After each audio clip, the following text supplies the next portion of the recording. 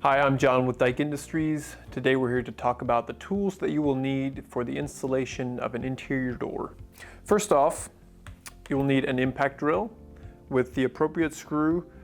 I like to use a 2.5 inch small head wood screw, also known as a trim screw. Also a drill driver to pre-drill for that screw. You'll also need levels to install the door, a long level to level your side jambs, preferably a 78 inch. You can do a 6-foot level, and also a shorter level, depending on the size door that you're installing, obviously, to level the header jamb.